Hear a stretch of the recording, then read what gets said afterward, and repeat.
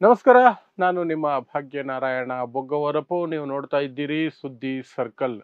Dharmasthala SIT ರಚನೆಯಾಗಿ 3 ತಿಂಗಳು ಕಳೆಯಿತು. ಈ 3 ತಿಂಗಳಲ್ಲಿ ದಿನ ಬೆಳಗಾದ್ರೆ ಒಂದೊಂದು ಬೆಳವಣಿಗೆ, ಒಂದು ರೀತಿ ಮೇಲೆ ಒಂದು ರೀತಿ ಕೆಳಗಡೆ. ಎರಡೂ ದಿಕ್ಕಿನಲ್ಲಿಯೂ ಸಹ ಸಾಕಷ್ಟು ಬೆಳವಣಿಗೆಗಳಾಗ್ತಾ ಬರ್ತಿದ್ದಾವೆ. ಆ ಬೆಳವಣಿಗೆಗಳನ್ನ ನಾವು ಸಹ ನಿರಂತರವಾಗಿ ನಿಮ್ಮ ಮುಂದೆ ಇಡುವಂತಹ ಪ್ರಯತ್ನವನ್ನ ನಿಷ್ಪಕ್ಷಪಾತವಾಗಿ ಮಾಡಿದೀವಿ. ಧೈರ್ಯವಾಗಿ ಹೇಳ್ತಿದ್ದೀನಿ, ನಿಷ್ಪಕ್ಷಪಾತವಾಗಿಯೇ ಇಡುವಂತಹ ಪ್ರಯತ್ನ ಮಾಡಿರೋದು. ಯಾಕೆಂದ್ರೆ ನಮ್ಮ ನಿಲುವು ಆರಂಭದಿಂದಲೂ ಸಹ ತಪ್ಪು ಯಾರೇ ಮಾಡಿದ್ರೂ ಶಿಕ್ಷೆ ಆಗಬೇಕು. ಆರೋಪಿ ಸ್ಥಾನದಲ್ಲಿರೋರು ತಪ್ಪು ಮಾಡಿದ್ರೆ ಅವರು ಎಷ್ಟೇ ಎತ್ತರದ ಸ್ಥಾನದಲ್ಲಿದ್ರು ಸಹ ಅವರಿಗೆ ಶಿಕ್ಷೆ ಆಗಬೇಕು. ಇಲ್ಲ, ಆರೋಪ ಮಾಡ್ತಿರೋರ್ದು ಷಡ್ಯಂತ್ರ ಆದ್ರೆ ಇವರಿಗೆ ಶಿಕ್ಷೆ ಆಗಬೇಕು. ತಪ್ಪು ಯಾರದಿದೆಯೋ ಅವರಿಗೆ ಶಿಕ್ಷೆ ಆಗಬೇಕು ಅಂತ ಎಂಜಲು ಮಾಧ್ಯಮಗಳ ರೀತಿಯಲ್ಲಿ ತನಿಖೆನೇ ಆಗಬಾರ್ದು, ಅವರನ್ನ ಟಚ್ ಮಾಡಬಾರ್ದು, ಅವರ ಎಂಜಿಲ್ ನಾವು ತಿಂದಿದ್ದೀವಿ, ಅವರ ಪರವಾಗಿ ಮಾತಾಡ್ತೀವಿ, ಅವರು ತಪ್ಪು ಮಾಡಿದ್ರು ಸಹ ಅವರನ್ನು ಮುಟ್ಟೋ ಹಾಗಿಲ್ಲ, ಅವರು ಏನೇ ಮಾಡಿದ್ರು ತಕ್ಷಣಕ್ಕೆ ಕ್ಲೀನ್ ಚಿಟ್ ಕೊಟ್ಟು ಬಿಡಬೇಕು. ಈ ರೀತಿಯಾದಂತಹ ಮಾನಗೆಟ್ಟ ಕೆಲಸವನ್ನ ನಾವು ಮಾಡಿಲ್ಲ. ಸೊ ಅದೊಂದು ಕ್ಲಾರಿಫಿಕೇಶನ್ ಕೊಟ್ಬಿಡ್ತೀನಿ. ಅದ್ರ ಜೊತೆಗೆ ಈ 3 ತಿಂಗಳ ಅವಧಿಯ ನಂತರ ಈಗ ಯಾವ ಒಂದು ಘಟ್ಟದಲ್ಲಿ ಬಂದು ನಿಂತಿದ್ದೀವಿ ಅಂತ ನೋಡಬೇಕಾಗತ್ತೆ. ಯಾಕಂದ್ರೆ ಸಾಕಷ್ಟು ಜನ ಕನ್ಸು ಕಾಣ್ತಿದ್ದಾರೆ, ಇನ್ನೇನು ಮುಗಿದೇ ಹೋಯ್ತು, ಆರೋಪ ಮಾಡಿರೋನೆಲ್ಲರನ್ನೂ ಜೈಲಿಗೆ ಹಾಕ್ಬಿಡ್ತಾರೆ, ಷಡ್ಯಂತ್ರ ಅಂತ ಪ್ರೂವ್ ಆಗೋಯ್ತು ಅಂತ ಕತೆ ಕಟ್ತವ್ರೆ. ಅದು ಸುಳ್ಳು. 3 ತಿಂಗಳಾದರೂ ಸಹ ಇನ್ನೂ ಒಂದು ಹಂತದಲ್ಲೇ ಬಂದು ನಿಂತಿದೆ. ಸೊ ಯಾವ ಘಟ್ಟದಲ್ಲಿ ಬಂದು ನಿಂತಿದೆ ಈಗ? ಮೊದಲನೇ ಘಟ್ಟವಾಗಿ ಚಿನ್ನಯ್ಯ ಬಂದ, ಮುಸುಕುಧಾರಿಯಾಗಿ ಬಂದ, ದೂರು ಕೊಟ್ಟ, ಉತ್ಖನನ ಆಯಿತು, ಹೆಚ್ಚಿಗೆ ಏನೂ ಸಿಗ್ಲಿಲ್ಲ. ಎರಡನೇ ಹಂತವಾಗಿ ಇವರು ಸೌಜನ್ಯ ಅವರ ಮಾವ ಬಂದ್ರು, ವಿಠ್ಠಲ್ ಗೌಡ. ಅವರ ಮೂಲಕ ಒಂದಷ್ಟು ಬೆಳವಣಿಗೆಗಳಾಯಿತು.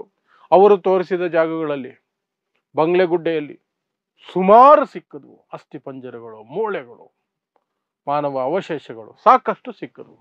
ಆ ಹಂತ ಮುಗೀತು. ಅಷ್ಟರ ಒಳಗೆ ಇನ್ನೊಂದಷ್ಟು ಸುದ್ದಿಗಳು ಬಂತು. ಏನು? ಚಿನ್ನಯ್ಯ ಮೊದಲು ಕೊಟ್ಟಂತಹ 164 ಸ್ಟೇಟ್ಮೆಂಟ್ ಇದೆಯಲ್ಲ, ಅದರಿಂದ ಹಿಂದೆ ಸರಿದಿದ್ದಾನೆ, ಸ್ಟೇಟ್ಮೆಂಟ್ ಬದಲಾಯಿಸಿದ್ದಾನೆ. ಈಗ ಹೇಳ್ತಿದ್ದಾನೆ, ನಾನು ಸುಳ್ಳು ಆರೋಪಗಳನ್ನು ಮಾಡಿದ್ದೀನಿ, ನನ್ನನ್ನು ಯಾರೋ ಪುಸಲಾಯಿಸಿ ಕಳಿಸಿದ್ರು ಅಥವಾ ನನ್ನನ್ನು ಎತ್ತಿ ಕಟ್ಟಿ ಕಳಿಸಿದ್ರು, ಈ ರೀತಿಯಾಗಿ ತಪ್ಪೊಪ್ಪಿಗೆ ಒಪ್ಕೊಂಡಿದ್ದಾನೆ ಅನ್ನುವಂತಹ ಸುದ್ದಿಗಳು ಬರಕ್ಕೆ ಶುರುವಾಯಿತು. ಆ ನಂತರ ಈ SIT ಅಲ್ಲಿ ಸಿಕ್ಕಂತಹ ಮೂಳೆಗಳು ಯಾರ್ದಿರಬಹುದು, ಏನಿರಬಹುದು ಅಂತ UDR ತೆಗೆಸೋದು, ಗ್ರಾಮ ಪಂಚಾಯತಿ ಮಾಜಿ ಅಧ್ಯಕ್ಷರುಗಳನ್ನ ಕರೆದು ತನಿಖೆ ಮಾಡುವಂತಹದ್ದು, ವಿಚಾರಣೆ ನಡೆಸುವಂಥದ್ದು ಎಲ್ಲ ಮಾಡ್ತಿರ್ಬೇಕಾದ್ರೆ ದಿಢೀರಂತ ಇನ್ನೊಂದು ಸುದ್ದಿ ಬಂತು. ಚಿನ್ನಯ್ಯ ಮತ್ತೆ ಪಲ್ಟಿ ಹೊಡೆದಿದ್ದಾನೆ. ಆರಂಭದಲ್ಲಿ ಇಲ್ಲೆಲ್ಲ ಹೆಣಗಳನ್ನು ಹೊತ್ತಿದ್ದು ನಾನೇ, ಅವರ ಆದೇಶದ ಮೇಲೆ ಹೊತ್ತಿದ್ದೆ, ಹೀಗೆಲ್ಲ ಹೇಳಿದವನು. ಆ ನಂತರ ಇಲ್ಲ ಅಲ್ಲೇನು ನಡೆದಿಲ್ಲ, ನಾನೇ ಸುಳ್ಳು ಹೇಳಿರೋದು, ಆ ರೀತಿ ಹೇಳಿದವನು ಮತ್ತೆ ವಾಪಸ್ ಬಂದು ಒಂದೇ ಜಾಗ 10 ಬಾಡಿ, ಒಂದೇ ಗುಂಡಿ 10 ಬಾಡಿ ಹಾಕಿದ್ದೀನಿ ಅಂತ ಹೊಸದಾಗಿ ಹೇಳಿರುವಂತಹದ್ದು ಇತ್ತೀಚೆಗೆ ನಾವು ಕೇಳಲ್ಪಟ್ವಿ. ಹಾಗಾದ್ರೆ ಈಗ ಎಲ್ಲಿಗೆ ಬಂದು ನಿಂತಿದ್ದೀವಿ ಅಂದ್ರೆ, ಈ ಒಂದು ಗುಂಡಿ 10 ಬಾಡಿ ಅಲ್ಲಿಗೆ ಬಂದು ನಿಂತಿದ್ದೀವಿ ನಾವು. ಆ ಒಂದು ಗುಂಡಿ 10 ಬಾಡಿಗಳನ್ನ ಎಲ್ಲಿ ಹಾಕಿದ್ದಾನೆ ಅಂತ ಈಗ SIT ತನಿಖೆ ಮಾಡುತ್ತಾ, ಅವನ ಮಾತಿನ ಮೇಲೆ ಚಿನ್ನಯ್ಯ 2 ಬಾರಿ ಪಲ್ಟಿ ಹೊಡೆದಿರುವಂತಹ ಚಿನ್ನಯ್ಯನ ಮಾತನ್ನ ನಂಬಿಕೊಂಡು ಇವರು ಮತ್ತೆ ಉತ್ಖನನಕ್ಕೆ ಇಳಿತಾರ, ಆ 10 ಬಾಡಿಗಳು ಹಾಕಿರುವ ಗುಂಡಿಯನ್ನ ಅಗೀತಾರ, ಅವನನ್ನ ಕರ್ಕೊಂಡೋಗಿ ತೋರಿಸು ಅಂತ ಹೇಳ್ತಾರ. ಈ ಹಂತದಲ್ಲಿ ನಾವು ಬಂದು ನಿಂತಿದ್ದೀವಿ. ಇದು ಸದ್ಯಕ್ಕೆ SITಯಲ್ಲಿ ಇರುವಂತಹ ಹಂತ. 3 ತಿಂಗಳ ನಂತರ ಅದು ಬಂದಿರೋ ನಿಂತ. ಹಾಗಾದ್ರೆ ಏನಾದ್ರೂ ಒಂದು ದಿಕ್ಕಿಗೆ ಹೋಗ್ತಿದ್ಯಾ ಅಂದ್ರೆ, SIT ತನಿಖೆ ಅವರು ಅಧಿಕೃತವಾಗಿ ಏನೇ ಮಾಹಿತಿ ಕೊಡದೆ ಹೋದ್ರು ಸಹ ನಮಗೆ ಅದರ ಬೆಳವಣಿಗೆಗಳಿಂದ ಕಾಣ್ತಿರುವಂತಹದ್ದು ಏನು ಅಂದ್ರೆ, SIT ಎಲ್ಲ ಆಂಗಲ್ಗಳಿಂದಲೂ ಸಹ ತನಿಖೆಯನ್ನ ಮಾಡ್ತಾ ಇದೆ. ಯಾವ್ಯಾವ ಆಂಗಲ್? ಒಂದು, ಧರ್ಮಸ್ಥಳದಲ್ಲಿ ನಡೆದಿರಬಹುದಾದಂತಹ ಅಕ್ರಮಗಳು, ಕೊಲೆಗಳು, ಅತ್ಯಾಚಾರಗಳು, ಏನು ಎತ್ತ ಯಾರು ಮಾಡಿದ್ರು, ಆರೋಪಗಳು ಯಾರ ಮೇಲಿದೆ, ಅವ್ರದ್ದು ಏನು ಪಾತ್ರ, ಅದೆಲ್ಲವನ್ನು ನೋಡ್ತಾ ಇದೆ.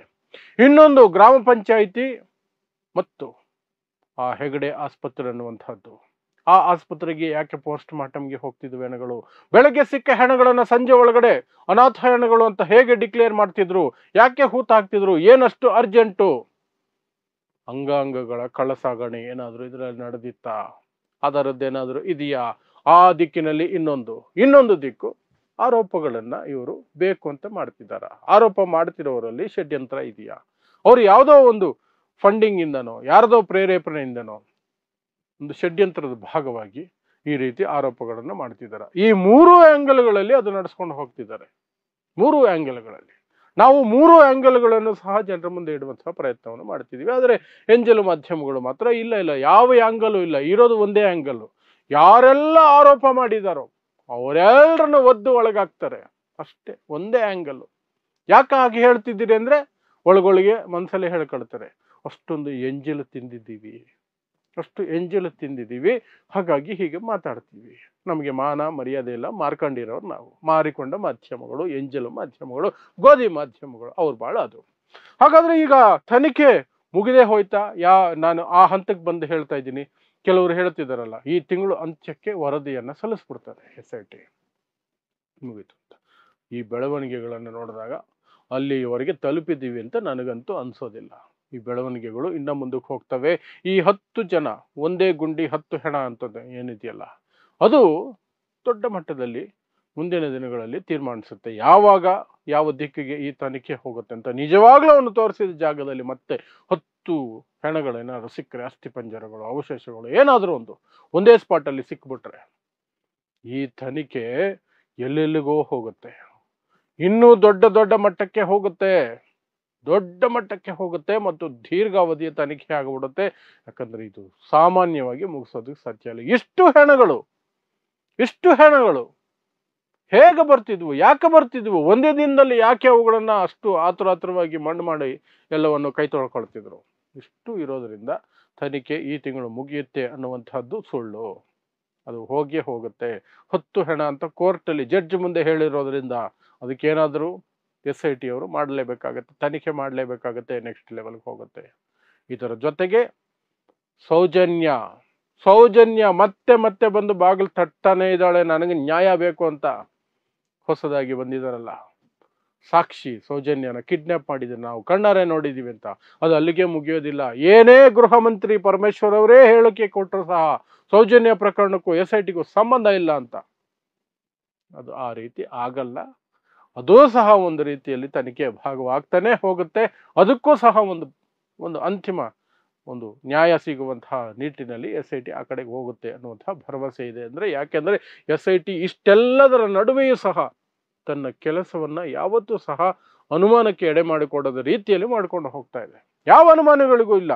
ರಾಜಕೀಯ ಒತ್ತಡ, ಬೇರೆ ರೀತಿಯ ಒತ್ತಡ, ಯಾವ ಒತ್ತಡಗಳು ಅದ್ರ ಮೇಲೆ ಬಿದ್ದಂಗೆ ಕಾಣ್ತಿಲ್ಲ. ಅವ್ರಿಗೆ ಏನ್ ಬೇಕೋ, ಯಾರ ಸಂದರ್ಭದಲ್ಲಿ ಯಾರನ್ನ ಕರ್ಸ್ಕೋಬೇಕೋ ಅವ್ರನ್ನ ಕರ್ಸ್ಕೊಳ್ತಿದ್ದಾರೆ. ಒಂದೇ ಒಂದು ಪ್ರಶ್ನೆ ಇರೋದು, ಸೋಕಾಲ್ಡ್ ದೊಡ್ಡ ಮನುಷ್ಯರು ಆರೋಪಗಳು ಅಷ್ಟೊಂದಿದ್ರು ಅವ್ರ ಮೇಲೆ ಇನ್ನೂ ಯಾಕೆ ಅವರನ್ನ ವಿಚಾರಣೆಗೆ ಒಳಪಡಿಸಿಲ್ಲ ಅನ್ನೋದು. ಅದಕ್ಕೂ ಸಹ ಉತ್ತರಗಳು ಸಿದ್ಧ ಆಗ್ತಿದೆ ಅಂತ ಹೇಳಲಾಗ್ತಿದೆ. SIT preparation ನಡೆಸ್ಕೊಳ್ತಿದೆ. ಅದು ಅಂತಿಮ ಹಂತದಲ್ಲಿ, ಯಾಕಂದ್ರೆ ಅವ್ರ ಮೇಲೆ ಅಷ್ಟು ಪ್ರೆಷರ್ ಇರುತ್ತೆ, ಅಷ್ಟು ಬೇರೆ ರೀತಿಯಾದಂತಹ ವಿಚಾರಗಳು ಇರ್ತವೆ. ಅಂತಿಮ ಹಂತದಲ್ಲಿ ಮೊಟ್ಟ ಮೊದಲ ಬಾರಿಗೆ ಆರೋಪಿ ಸ್ಥಾನದಲ್ಲಿ ಇರುವವರನ್ನೂ ಸಹ ಕರೆದು, ಅವರೆಷ್ಟೇ ದೊಡ್ಡ ಮನುಷ್ಯರಾಗಿದ್ರು ಅವರನ್ನೂ ಸಹ ವಿಚಾರಣೆ ನಡೆಸುವ ಅಥವಾ ಅವರಿರೋ ಜಾಗಕ್ಕೆ ಹೋಗಿ ಅವರನ್ನ ವಿಚಾರಣೆಗೆ ಒಳಪಡಿಸುವ ಕೆಲಸವನ್ನ SIT ಮಾಡಲೇಬೇಕು ಅನ್ನುವಂತಹ ಮನಸ್ಥಿತಿಯಲ್ಲಿದೆ ಅನ್ನೋದು ಆ ಡೆವಲಪ್ಮೆಂಟ್ಸ್ ಇಂದ ಗೊತ್ತಾಗ್ತಿದೆ. ಸೊ ಕಾದು ನೋಡೋಣ. ಯಾವುದೇ ರೀತಿಯಿಂದಲೂ ಸಹ SIT ದಾರಿ ತಪ್ಪದಂಗೆ ನಮಗೆ ಕಂಡಿಲ್ಲ. 3 ತಿಂಗಳಾದರೂ ಸಹ ಮುಗಿಯುವ ಹಂತ ತಲುಪಿದೆ ಅಂತಲೂ ಕಂಡಿಲ್ಲ. ಅದು ಮುಗಿದಾಗಲೇ ಮುಗಿದು ಹೋಯಿತು ಅಂತ ಹೇಳಬಹುದು ಅಷ್ಟೇ, ಏನಿಲ್ಲ. ಸೊ ಇಂತಹದೇ ವಿಶೇಷ ವಿಶ್ಲೇಷಣೆಗಳಿಗಾಗಿ ನೋಡ್ತಾ ಇರಿ ಸುದ್ದಿ ಸರ್ಕಲ್. ನಾನು ನಿಮ್ಮ ಭಾಗ್ಯನಾರಾಯಣ ಬೊಗ್ಗವರಪು.